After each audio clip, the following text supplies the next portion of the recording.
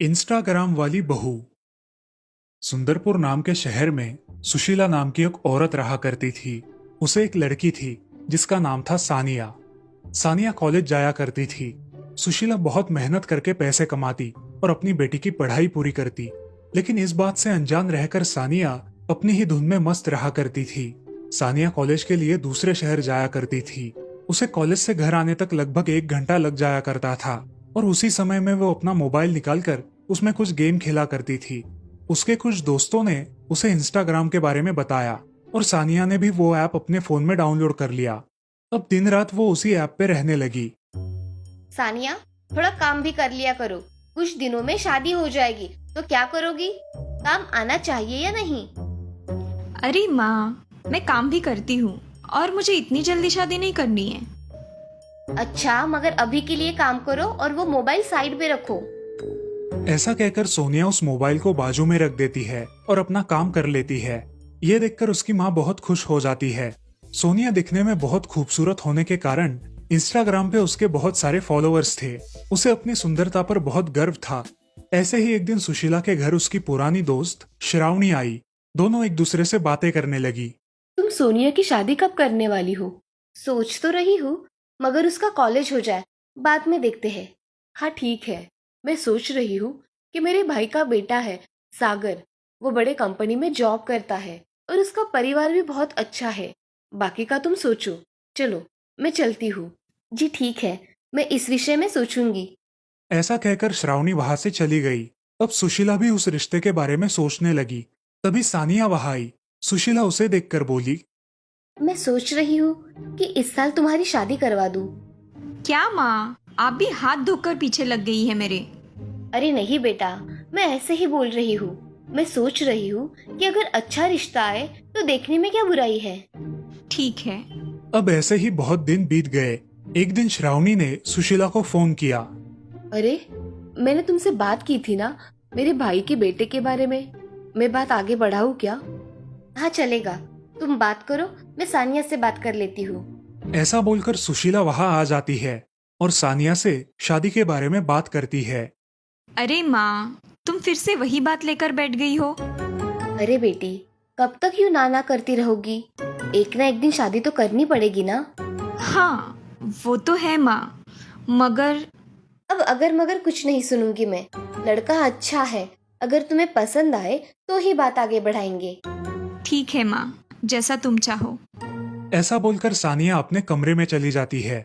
उसकी हाँ सुनकर सुशीला भी खुश हो जाती है। ऐसे ही एक दिन सुशीला के घर पे श्रावणी और उसके भाई का बेटा और उसके माता पिता सानिया को देखने आते हैं। सानिया बेटी, आज तुम ये साड़ी पहनो। आज तुम्हें लड़के वाले देखने आए हैं। ठीक है माँ। सानिया तैयार हो जाती है और अपने कुछ फोटो अपने फोन में निकालती है। कितनी सुंदर दिख रही हूँ मैं, इंस्टाग्राम स्टार जो हूँ। अरे चलो भी सानिया, लड़के वाले कब से इंतजार कर रहे हैं। आओ जल्दी नीचे। थोड़ी ही देर में सानिया नीचे आती है। सभी लोगों को प्रणाम करके वहां बैठ जाती है। कुछ बातचीत हो जाने के बाद रमेश को सानिया पसंद आती है और सानिया को भी रमेश पसंद आता है। कुछ ही दिनों में बड़े धूमधाम से दोनों की शादी हो जाती है और अब सानिया अपने ससुराल आ जाती है। ऐसे ही बहुत दिन बीत जाते हैं। सानिया अपनी घर गृहस्थी बहुत अच्छे से संभालने लगी। कुछ ही दिनों बाद उसे याद आया कि उसने शादी के बाद एक भी वीडियो शेयर नहीं किया है। उसने तुरंत अपना मोबाइल निकाला और वीडियो बनाने में व्यस्त हो गई। तभी उसकी सासू माँ वहां आई। अरे सानिया बेटी, तुम खुद से क्यों बड़बड़ा रही हो? क्या हुआ है? अरे कुछ नहीं माँ जी, मैं इंस्टाग्राम पर अपना वीडियो बना रही हूँ। अच्छा, जल्दी नीचे आ जाओ। दोपहर का खाना बनाने में मेरी मदद कर देना। जी माँ जी। ऐसा कहकर सानिया अपना वीडियो बनाने में व्यस्त हो जाती है। अरे ओ बहू, खाना खाने आना है या नहीं? खाना तो नहीं बनाया तुमने, अब खाने के लिए तो आ जाओ। सानिया खाना खा लेती है और अपने कमरे में चली जाती है।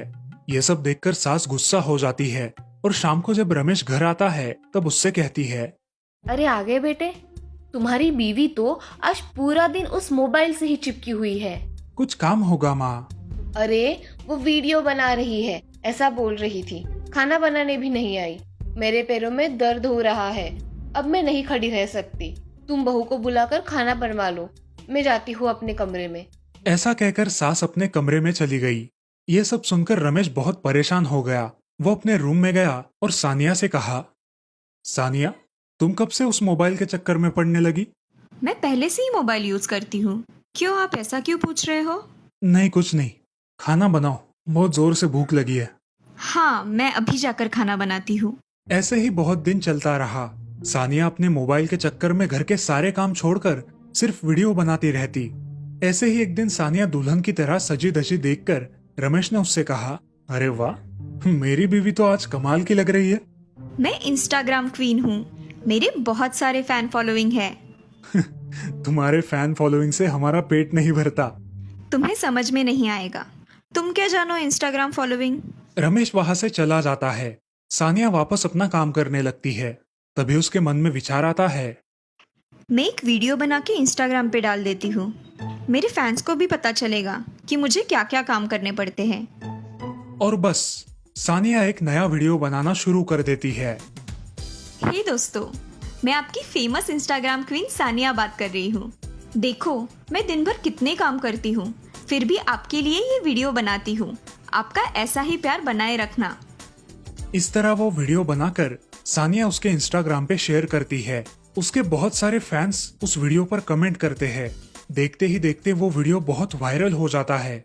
सानिया के कुछ फैंस उसके घर वालों के खिलाफ पुलिस में कंप्लेंट दर्ज करवाते हैं और एक दो दिन में रमेश के घर पुलिस आते हैं।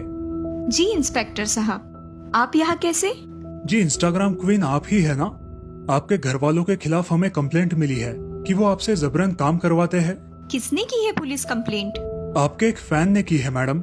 इंस्पेक्टर साहब, ऐसा कुछ नहीं है। मैंने तो सिर्फ यह वीडियो फॉलोइंग बढ़ाने के लिए ऐसे बनाया था, बाकी कुछ नहीं। सच कहिए, कोई आप पर दबाव नहीं डाल रहा ना?